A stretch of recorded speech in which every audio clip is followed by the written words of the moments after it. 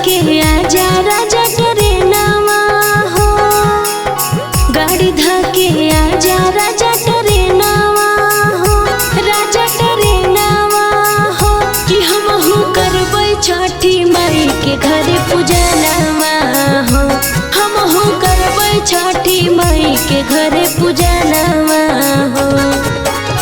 गाड़ी धर के आए रानी ट्रेनवा गे, गाड़ी धर के आए रानी ट्रेनवा गे, रानी ट्रेनवा गे धनी कर है छठी मैया के घरे पूजनवा गे, धनी कर है छठी मैया के घरे पूजनवा गे। ए जी तो जल्दी आई। Music by DJ Sarfaraz. बोला बोला दीनानाथ की जय। धनी कर है छठी मैया के घरे पूजनवा गे।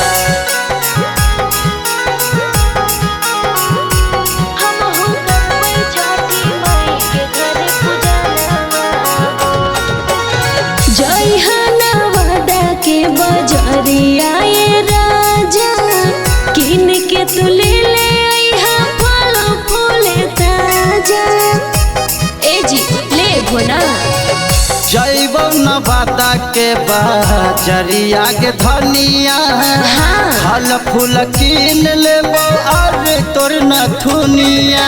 छठी मैया दे तो गोरे लला नामा गे, रानी लला नामा गे धनी करी है छठी मैया के घरे पूजनवा गे, रानी करी है छठी मैया के घरे पूजनवा गे। त जल्दी आई बताओ ना।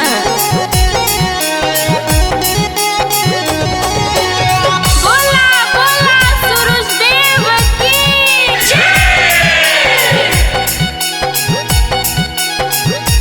धनी करी है छठी मैया के घरे पूजनवा गे।